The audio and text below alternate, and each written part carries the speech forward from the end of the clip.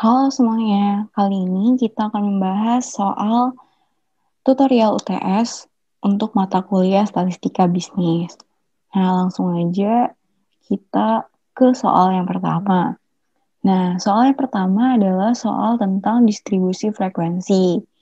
Nah, soal distribusi frekuensi dicirikan dengan tersedianya data-data seperti ini. Nah, di sini diketahui bahwa jumlah datanya sini berjumlah 30. Lalu yang ditanya adalah A. Range, jumlah kelas, dan interval. B. Susun menjadi sebuah tabel distribusi frekuensi. C. Mean, median, modus, dan interquartile range.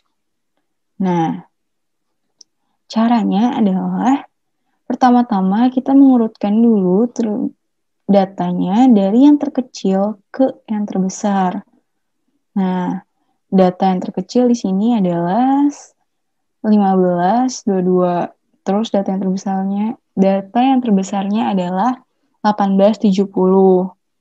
Nah, terus sekarang kita lanjut ke yang A. A itu ditanyanya range. Range itu cara menghitungnya adalah X max dikurang X min alias data terbesar dikurang data terkecil. Data terbesar tadi kan 1870 dikurang data terkecil 1522. 1870 dikurang 1522 itu 348. Nah, didapat range-nya 348. Terus sekarang kita menghitung jumlah kelas. Jumlah kelas rumusnya adalah 1 plus 3,3 kali log N. Nah, karena N-nya tadi 30, berarti di sini kita 1 plus 3,3 log 30. Nah, kita hitung ini pakai kalkulator, didapat hasilnya 5,874 sekian, terus ini nanti dibulatkan jadi 5. Nah, kenapa kita membulatkannya 5? Karena untuk jumlah kelas, itu pembulatannya selalu ke bawah. Jadi, walaupun di sini angkanya 8, yang harusnya pembulatannya ke atas jadi 6, tapi karena ini jumlah kelas, maka kita pembulatannya ke bawah, yaitu jadi tetapnya 5. Nah, terus ini lebar kelas. Lebar kelas ini alias interval. Itu cara menghitungnya adalah dengan range dibagi jumlah kelas. Range-nya tadi 348, jumlah kelasnya tadi 5.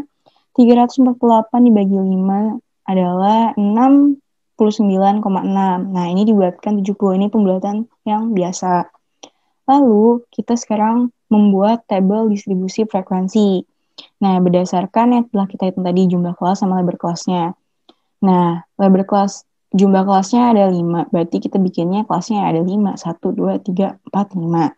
Nah, yang ini didapat dari si lebar kelasnya ini. Jadi, pertama-tama kita tuh ngitungnya itu adalah data terkecilnya itu dikurang satu dulu, baru ditambah lebar kelasnya, ditambah 70. Jadi 15, 1522 dikurang 1 itu 1521 ditambah 70, hasilnya 1591. Nah, buat ngitung yang selanjutnya itu tuh dari 1591 ditambah 70 hasilnya adalah 1661. Nah, jadi kita tentukan dulu batas akhirnya, batas atasnya. Batas atasnya kita tentukan dengan cara batas atas tambah 70. Ya udah, tambah 70, tambah 70, tambah 70. Hasilnya yang seperti ada di sini.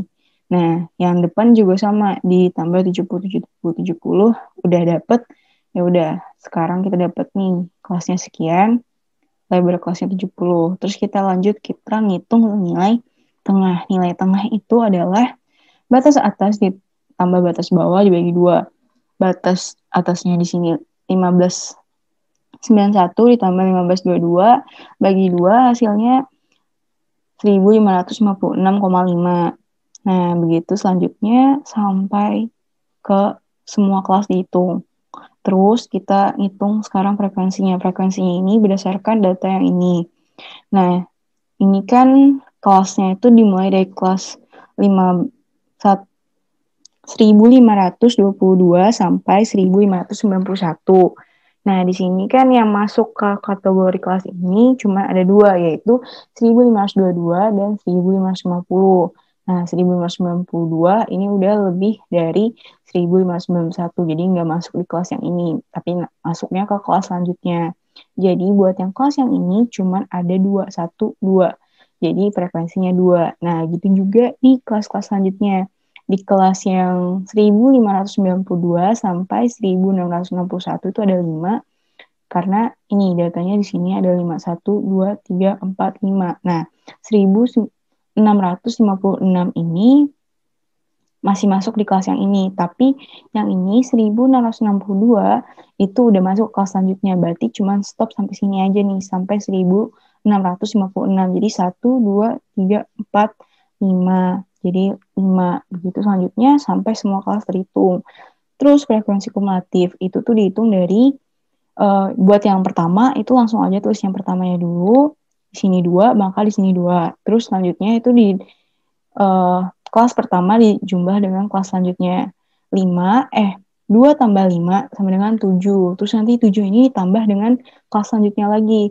7 tambah 6, 13. 13 tambah 11, 24. 24 tambah 6, 30. Jadi kita dapat di sini adalah jumlah datanya alias N-nya tadi. Harus sama gitu. Jadi kalau udah sama berarti benar gitu. Terus ini persentase. Persentase itu ngitungnya adalah frekuensi kelas itu dibagi dengan jumlah data alias N-nya tadi. Jadi 2/30 dikali 100%. Dapat presentasinya ini segini, 6,67%. Gitu juga selanjutnya 5/30 kali 100 dapat segini. 6/30 kali 100 dapat segini. 11/30 dapatnya segini. 6/30 kali 100 dapatnya segini. Terus ini kita persentase kumulatif itu sama caranya ngitungnya sama kayak frekuensi kumulatif. Yang pertama ya udah tulis yang pertama, terus nanti ini jumlah dengan yang ini, dapatnya segini, ini ditambah yang ini sama dengan ini. Jadi kita terusin sampai hasilnya mencapai 100%. Gitu. Nah, sekarang kita lanjut ke yang C. Nah, yang C itu kita disuruh menghitung mean, median, modus, dan interquartile range. Mean itu adalah jumlah data. Jumlah data itu adalah nih, 1522 ditambah 1550 ditambah 1592 sampai ditambah 1870. Nah, semuanya yang 30 ini dijumlahin, dapatnya 51.702 dibagi jumlah datanya tadi. Jumlah datanya kan 30, jadi kita dapat dibaginya 30. Terus ini dihitung hasilnya 1723,4. Terus kita selanjutnya ngitung median. Median itu apa namanya nih?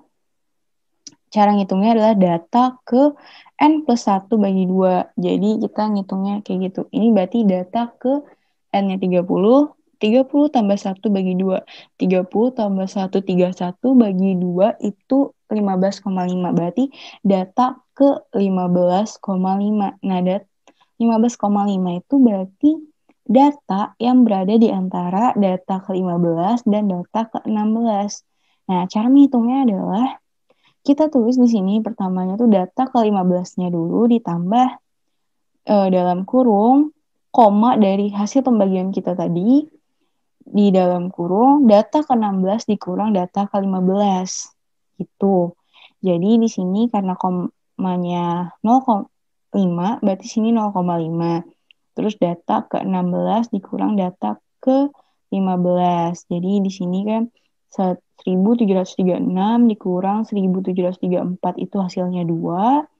2 kali 0,5 itu 1. Berarti 1 tambah 1734 sama dengan 1735. Jadi kita dapat mediannya adalah 1735. Nah, selanjutnya kita menghitung modus. Modus itu adalah data yang paling sering berulang atau data yang paling sering muncul. Nah, di sini kita ada 3. Kenapa ada 3? Karena mereka sama-sama berulang 2 kali. Sebenarnya boleh 1 atau boleh pokoknya data yang paling sering berulang. Jika memang yang paling sering berulangnya tuh ada lebih dari satu ya nggak apa-apa gitu, karena di sini lebih dari satu, ada tiga, yaitu data 1662, 1734, dan 1866. Nah, karena data ini mempunyai lebih dari satu modus, berarti datanya disebut multimodal, kayak gitu. Selanjutnya, kita disuruh menghitung interquartile range. Nah, interquartile range itu adalah Q3 dikurang Q1. Kita hitung terlebih dahulu Q3-nya. Q3 itu sama dengan data ke-3 dalam kurung N plus 1 bagi 4. Nah, di sini N plus 1 kan tadi 31 ya, 30 tambah 1 berarti 3 kali 31 bagi 4. Hasilnya 23,25. Berarti ini data antara data ke-23 dan data ke-24. Caranya sama seperti median. Kita tulis dulu di sini data ke-23, terus kita di sini dalam kurungnya ini pakai koma dari hasil perhitungan kita sebelumnya tadi. Di sini komanya 0,25, maka di sini 0,25. Terus ini data ke-24 dikurang data ke-23. Nah, didapat hasilnya 1785. Nah, sekarang kita menghitung kuartil 1. Kuartil 1 sebenarnya caranya kurang lebih sama dengan kuartil 3. Bedanya kalau kuartil 3 di sini dikali 3, kita tuh dikali 1 di sini. Cuman karena di sini nih kali 1, jadi nggak perlu gitu, nggak perlu ditulis. Jadi langsung aja N plus 1 bagi 4. 31 bagi 4, 7,75. Berarti data antara data ke-7 dan data ke-8. Tulis lagi data ke-7 ditambah koma dari hasil perhitungan tadi 0,75, data ke-8 dikurang data ke-7 dikali ditambah dengan data ke-7, didapat hasilnya 1660,5. Nah, kita kan disuruh menghitung interquartile range yang dimana rumusnya Q3 dikurang Q1, berarti Q3 dikurang Q1. Nah, hasilnya kan tadi kan 1785, terus ini 1660,5 dikurang ini hasilnya 124,5 gitu.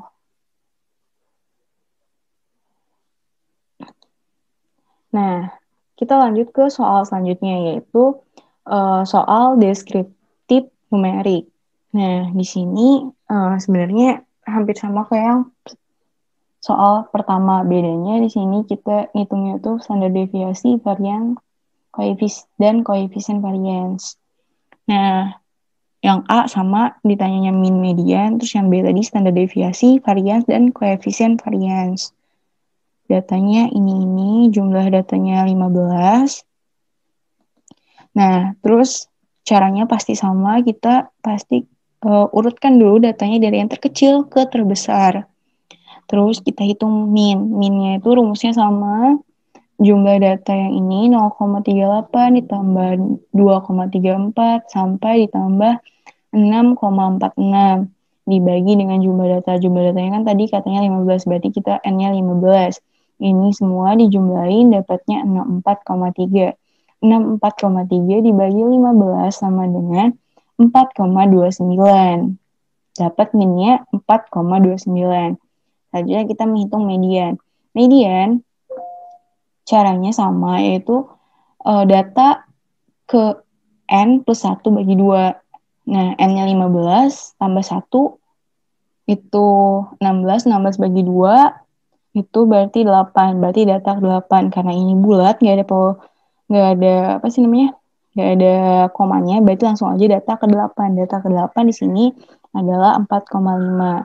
1 2 3 4 5 6 7 8. Ya, data ke-8 adalah 4,5. Nah, lanjut ke yang B. Nah, yang B itu ditanya standar deviasi, varians, dan koefisien varians. Nah, untuk memudahkan menghitung, kita menggunakan tabel. Di sini tabel yang pertama adalah data ke I, alias datanya semuanya kita taruh di sini. Terus ini sebenarnya adalah X bar ya. Bentar.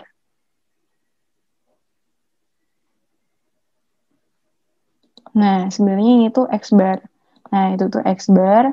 X bar itu adalah min alias rata-ratanya. Kita hitung dulu rata-ratanya. Tadi kan kita udah dapat rata-ratanya adalah 4,29. Jadi kita tulis nih 4,29. Terus kita di sini di kolom selanjutnya kita hitung datanya ini dikurang dengan X bar-nya ini tadi. Kita hitung, tulis aja kalau misalnya memang minus ya tulis minus gitu. Ini dikurang ini minus 3,91 sampai seterusnya sampai 2,17. Nah, terus di kolom selanjutnya adalah hasil yang perhitungan yang ini. Hasil yang ini itu kita pangkatkan 2. Kita pangkatkan 2 hasilnya ini. Nah, terus untuk menghitung standar deviasi itu caranya adalah rumusnya seperti ini nih. Akar dari jumlah data ke I dikurang min pangkat 2. Jadi data yang ini tadi kita jumlahin dapatnya berapa, di sini dapatnya berapa, terus dikurang N-1. Nah, data yang ini ternyata dijumlahin hasilnya adalah 37,5621. Terus tadi jumlah datanya ada 15 dikurang 1. Berarti 37,562 dibagi 14. Nah, itu hasilnya adalah 2,6830. Nah, itu diakarkan. Hasilnya adalah 1000 lagi salah. Maksudnya 1,637987. Nah, ini dibuatkan jadi 1,64. Nah, selanjutnya kita menghitung varians. Varians itu rumusnya adalah jumlah si XI dikurangi X bar pangkat 2. Nah, tadi kan sudah kita hitung jumlahnya adalah 37,5621. Nah, selanjutnya kita menghitung koefisien korelasi. Itu lambangnya adalah CV. CV sama dengan SD. SD itu standar deviasi dibagi X bar alias min dikali 100%. Nah, didapat segini 1,63, 1,64 ini bagi dengan 4,29 dikali 100%. Jadi hasilnya adalah 0,38%, guys. Nah, kayak gitu cara menghitung standar deviasi, varians, dan koefisien korelasi. Kita gunakan tabel untuk mempermudah perhitungan. Seperti itu. Nah, selanjutnya kita akan menghitung soal tentang ukuran letak data. Kita sudah mengetahui nih intervalnya sekian-sekian-sekian, frekuensinya sekian-sekian-sekian, frekuensi kumulatifnya sekian-sekian-sekian-sekian. Nah, di sini kan paling akhirnya adalah 110. 110 ini berarti adalah N-nya. Berarti N sama dengan 110. Di sini kita disuruh menghitung kuartil 3, desimal 10, dan persentil 50. Cara menghitungnya adalah kuartil 3 tuh di sini kita menghitungnya 3/4 dikali N. 3/4 dikali 110 sama dengan 75. Berarti itu data ke 75 alias data ke 25 di kelas kelima. Di kelas kelima 1, 2, 3, 4, 5. Di sini guys, di kelas ini berarti datanya. Nah, terus di sini cara menghitungnya karena ini adalah menghitungnya pada data kelas interval, rumusnya adalah seperti ini. TB plus P plus 3N per 10 dikurang F dibagi F. F besar, F kecil. Nah, di sini nanti bedanya adalah, ntar kita dari TB-nya dulu ya. TB-nya itu tepi bawah. Tepi bawahnya itu kita lihat, tepi bawah itu adalah tepi sebelumnya. Cara ngitungnya adalah di yang awal batas bawah ditambah batas akhir kelas sebelum. Ya tadi ulang ya. Discard.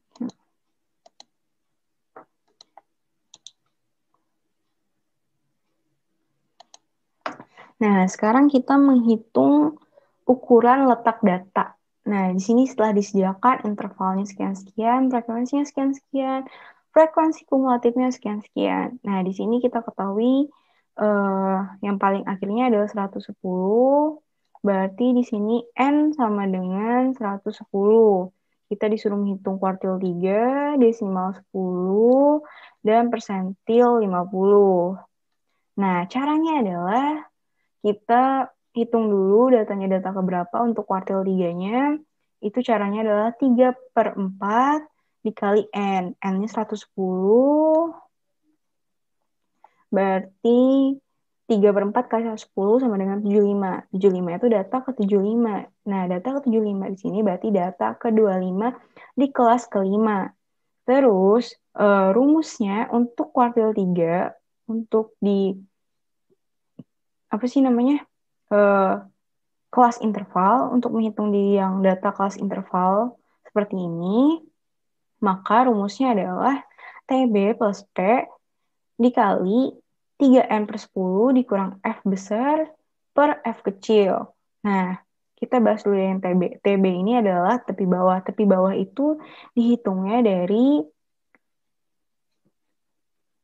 batas awal alias batas bawah dari kelas yang kuartil 3-nya ini.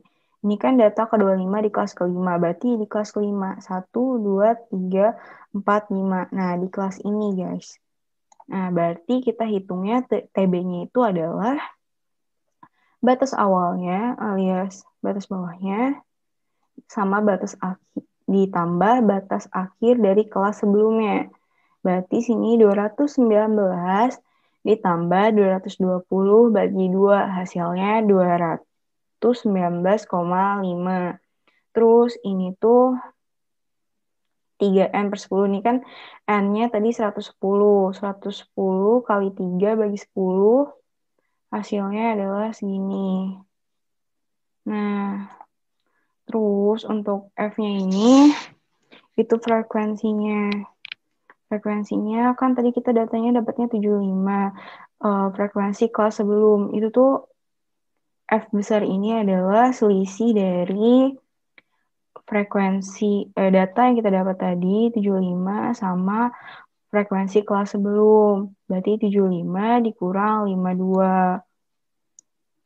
Nah, 75 kurang 52 bagi 26 dibagi dengan frekuensi-frekuensi dari kelas si kuartilnya. 26. Berarti 75 kurang 52 dibagi 26.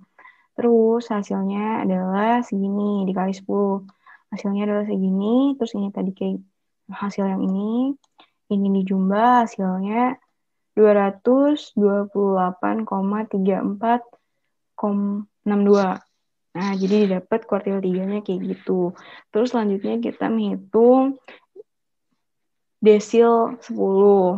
Nah, desil 10 rumusnya adalah desil berapa, terus ini yang ditanyakan desilnya berapa dibagi 10 kali N.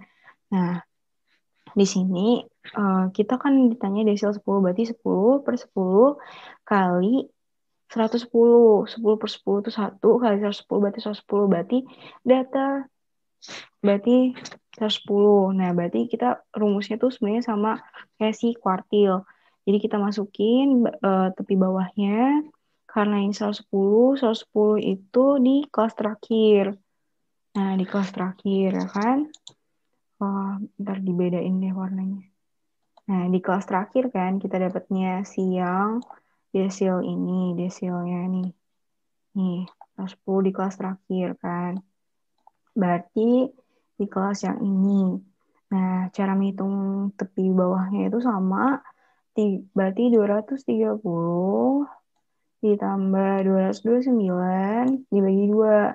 Hasilnya adalah 229,5. Terus 10 ini hasil yang D10. Terus ini 110 dapat dari yang ini. Terus dikurang 78. 78 ini frekuensi kelas sebelum. Kelas sebelumnya adalah 78. Terus 32 adalah frekuensi kelas si desil. Itu nih, 32. Jadi 32. Ya kan? Terus ini ke sini, ini dikali hasilnya tetap 10. Berarti kalau dijumlahin hasilnya adalah 239,5. Seperti itu. Terus kita menghitung persentil persentil 50. Nah, rumusnya adalah kita persentil keberapa, terus yang ditanya dibagi 100 kali N. Karena yang ditanya sini 50, berarti 50 plus 100 dikali 110. Hasilnya adalah,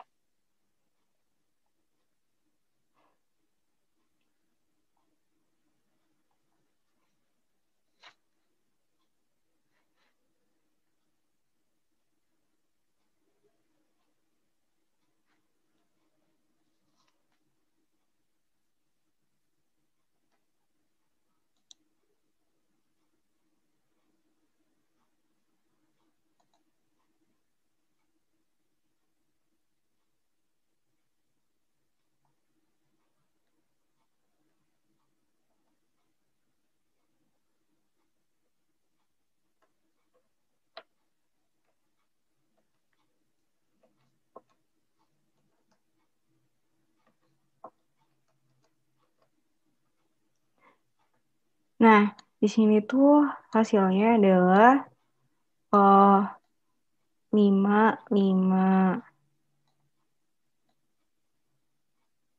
Hasilnya 55 ya. Oh, hasilnya adalah 55. Nah, jadi 55 itu berarti data kali 55.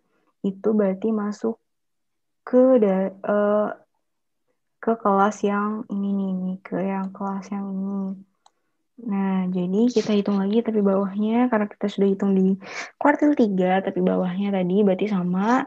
Tapi bawahnya 219,5, terus ini 10, terus 55 itu hasil yang ini tadi, 55 hasil yang ini nih. Hasil yang ini adalah 55, berarti ini 55. Terus 52 adalah frekuensi kelas sebelum. Terus dibagi 26 frekuensi kelas si persentilnya. Terus ini dijumlah, ini dikali. Oke, dijumlahin hasilnya adalah 220,65. Seperti itu.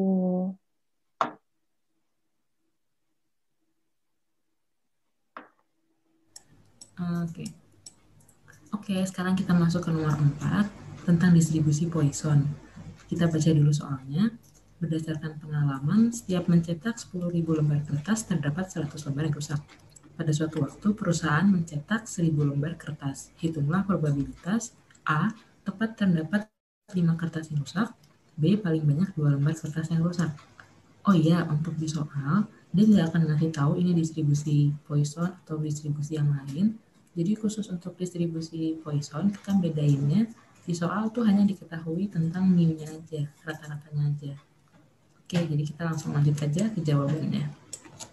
Oke, kita langsung masuk ke jawaban. Jadi yang pertama itu kan tadi dibilang kalau untuk distribusi Poisson yang diketahui itu mu-nya.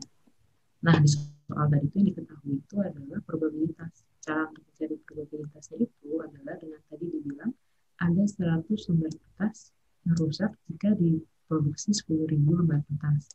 Jadi tinggal cari 100 per 10.000. Itu hasilnya 0,01. Ini probabilitas mendapatkan kertas yang rusak. Nah, untuk cari mu-nya itu tinggal N kali P. N itu adalah kejadian yang dicari, yang tadi jika diproduksi 1000 lembar kertas, tinggal dikali sama probabilitas yang udah kita cari tadi, 0,01. Hasilnya 10. Jadi ini mu-nya yang kita pakai untuk penghitungan di distribusi Poisson. Lalu ini aku taruh E. E itu nilainya 20,71. Ini ketetapan sudah ada dari sana untuk masuk dalam rumus nanti. Nah, sekarang kita masuk ke yang ditanya. Yang ditanya itu kan tadi A itu probabilitas jika yang kertas rusak itu tepat 5 lembar. Kalau nggak tepat 5 lembar, makanya kita pakai sama dengan tulisnya X sama dengan 5. Terus yang B, jika paling banyak kertas yang rusak itu 2 lembar. Karena paling banyak 2 lembar, berarti pakainya lebih kecil sama dengan. Sekarang kita masuk ke jawaban. Jangan lupa ini rumusnya. Probabilitasnya itu E pangkat min mu, E yang 2,71 tadi, pangkat min mu yang 10 ini, kali mu pangkat X, X-nya adalah yang diminta, per X faktorial. Oke, kita langsung masuk ke jawaban. Yang pertama A, Px sama dengan 5. Ini kita hitung 10 pangkat 5, 10 si mu-nya, pangkat 5 itu X yang diminta, dikali sama E, si 2,71, pangkat min 10, min mu tadi, per X faktorial, 5 faktorial.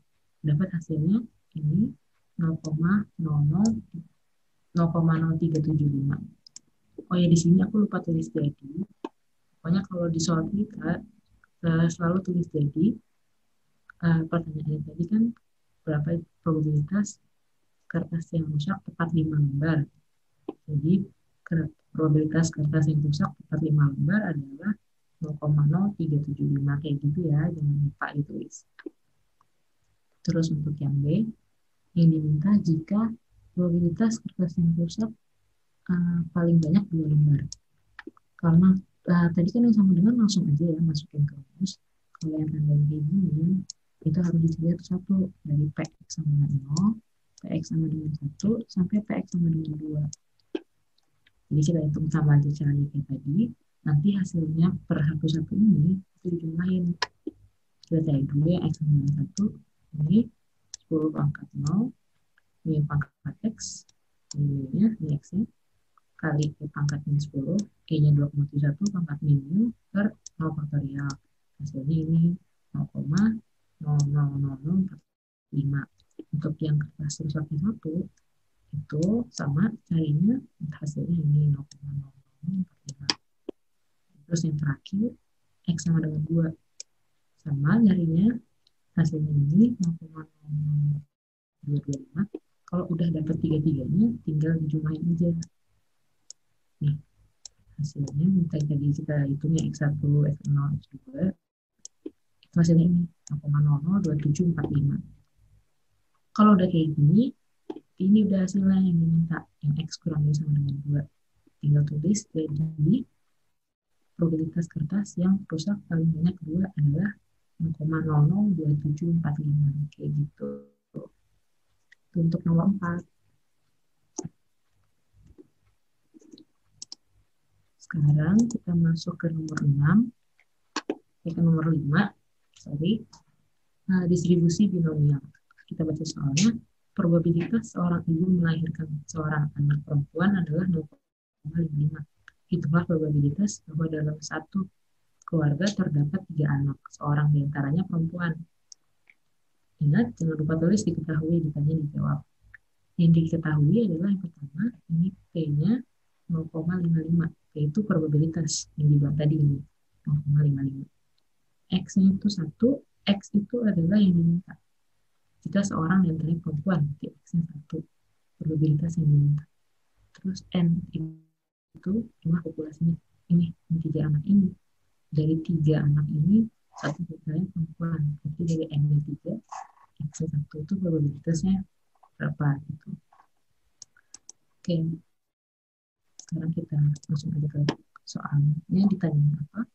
Tulis soal itu Px kurang X sama X, N. X-nya 1, N-nya 3. Kita masuk ke dijawab rumusnya ini.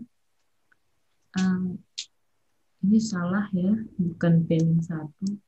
Ini 1-P. Salah.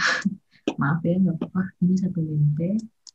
Jadi rumusnya kombinasi MCX kali probabilitas pangkat X kali 1-P pangkat N-X. Kita hitung ini yang tadi ditanya. Kombinasi 3C1 kali probabilitasnya 0,55 pangkat X pangkat 1 kali 1 min T. 1 min 0,55.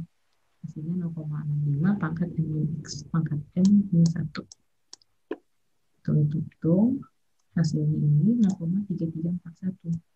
Jangan lupa tulis jadi probabilitas bahwa dalam satu keluarga dengan 3 anak, dia seorang dan seorang perempuan besaran 0,3341. Kayak gitu untuk nomor 5. Sekarang kita ke nomor 6. Kita baca soalnya. Dari hasil riset di laboratorium diketahui bahwa ketahanan lampu yang dimiliki rata-rata 72 hari dengan simpangan baku 8 hari. Jika diambil secara acak, hitung probabilitas ketahanan sebuah lampu apabila A menyala antara 63 sampai 78 hari, B menyala lebih dari 82 hari, dan C menyala kurang dari 70 hari. Nah, kita lihat di sini, ini distribusi normal yang diketahui itu rata-ratanya, rata-rata itu mu-nya 70 hari, dan simpangan baku 8 hari. Itu tahunnya. Sekarang kita langsung masuk aja ke jawabannya. Oke, jangan lupa selalu tulis diketahui, ditanya, dijawab. Untuk yang diketahuinya, tadi udah aku bilang ada mu 72 hari, tahunnya 8 hari, simpangan bakunya. Yang ditanya, ketahanan lampu bertahan antara 63 sampai 78 hari. Tulisnya kayak gitu. Terus yang B, lebih dari 82 hari, yang C kurang dari 70 hari. Nah, tahap untuk ngerjain distribusi kayak gini, itu harus selalu standarisasi. Harusnya nih, saya taruh X min per tahun. X min diminta apa? Mu-nya itu rata-ratanya tadi, yang ini, per tahunnya ini, simpangan bakunya. Nah, kalau yang diminta kayak gini, 63 sama 78, ada 2 diantaranya, itu cari satu-satu. Cari dulu yang 78, cari dulu yang 03. Baru nanti digabung. Nah, jadi yang pertama, standarisasi dulu, cari nilai Z itu.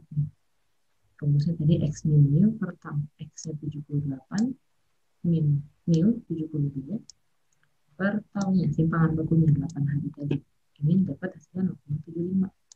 0,75 ini itu Z hitung namanya. Dari Z hitung ini kita cari nilai Z tabel. Cari nilai 0,75 ini berapa sih kalau kita baca.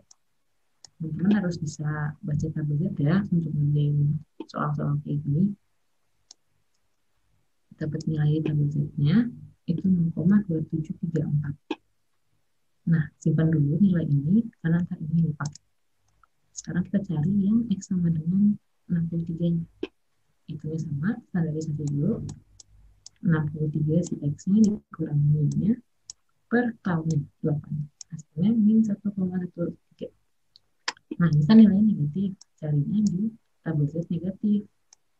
Hasilnya 0,1292. Ini nilai Z tabelnya. Nah, kalau udah dapat dua-duanya, karena ini yang diminta tadi di antara, itu tinggal dikurang aja. Yang X78 tadi, hasilnya kan 0,2734 nilai Z tabelnya, tinggal dikurang sama Z tabel yang X sama dengan 63, hasilnya 0,1442. Ini berarti probabilitas yang dipakai. Jadi probabilitas lampu bertahan menyala antara 63 sampai 78 hari itu 0,1442. Kayak gitu. Itu yang A. Sekarang yang B. Kalau yang B diminta jika lampu bertahan lebih dari 80 hari. Nah, kita lihat tandanya di sini ya. Ini lebih besar dari. Berarti yang pertama kita standarisasi dulu bisa 82 dikurang 72 per 8 1,25 ini Z hitungnya. Terus cari nilai di tabel Z-nya 0,3944. Nah, karena tandanya ini lebih besar dari, berarti dia bukan ini yang dipakai. Kita harus kurangin dulu pakai 1. Ingat kalau ini tandanya lebih besar dari, berarti harus dikurang lagi. 1 dikurang nilai tabel Z-nya. Jadi 1 kurang 0,3944 itu 0,6056. Jadi jangan lupa probabilitas lampu bertahan lebih dari 82 hari itu 0,6056. Kayak gitu. Nah, kalau yang tadi kan lebih besar dari. Nah, sekarang ini yang lebih kecil dari. Berarti yang dia lampu bertahan kurang dari 70 hari. Kayak gini, tinggal standarisasi. Jangan lupa sekarang cari standarisasi, cari Z hitungnya dulu, dapat 0,25. Terus langsung cari nilai di tabel Z-nya. Itu 0,4013. Karena ini tandanya kurang dari, nggak dia langsung dipakai aja, nggak usah dikurang-kurang lagi pakai 1. Langsung ini nilai ini. Jangan lupa tulis jadinya. Jadi kemampuan lampu untuk bertahan kurang dari 70 hari adalah 0,4013. Kayak gitu untuk nomor 6.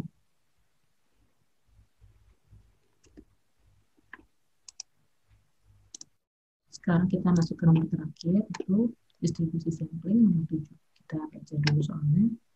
Kecepatan kereta api yang melintasi antara kota Jakarta menuju Bandung terdistribusi normal dengan rata-rata 50 km per jam dan simpangan baku 20 km per jam. Jika dipilih sampel acak dari 15 kereta, itu probabilitas sampel min A antara 30 km per jam dan 65 km per jam, dan B lebih dari 65 km per jam. Nah, ciri khasnya kalau udah distribusi sampling, itu pasti ada sampel acaknya. Ini sampel acaknya 15 kereta ini. Nah, langsung aja kita ke jawabannya. Oke, yang tadi kan udah diketahui rata-ratanya itu nilainya 50 km per jam. Simpangan bakunya tahunnya 20 km per jam. Nah, karena ini distribusi sampel, pembaginya nanti itu bukan si tau ini lagi, bukan 20 km per jam, tapi namanya tau X bar. Ini X bar ya. Tau X bar itu nyarinya tau per akar N. Taunya si 20, N-nya 15, yang tadi si jumlah sampel acak, kalau sampel N-nya kecil, per akar N. N itu 15 ini, hasilnya 0,16. Jadi nanti yang dipakai untuk bagi, itu yang ini. Ini lagi, bukan yang 20 lagi. Sekarang kita masuk aja ke soalnya, ke pertanyaannya mungkin ditanyanya. Kalau tadi ditanyanya itu antara 30 km per jam dan 65 km per jam. Ini mirip kayak nomor 6 tadi, sama yang satunya jika lebih dari 65 km per jam. Kita masuk ke jawaban yang A. Jangan lupa cari satu-satu kalau udah kayak gini. Yang cari yang X30 sama yang X65. Kita standarisasi dulu, pakai rumusnya sama. Ini X-nya, ini mu, dengan 50 km per jam, ini per tau X bar, pakainya ini. Yang 5,16. Bukan yang 20 lagi ya. Kalau yang itu dapat ini 3,87, cari di Z, hasilnya 0,0005. Ini nilai set tabelnya. Simpan, terus kita cari yang X sama dengan 65. Standarisasi lagi, X mu per X bar. Ini 0,6. Nilainya 2,90. Yang cari di tabel Z, udah dapat 0,99813.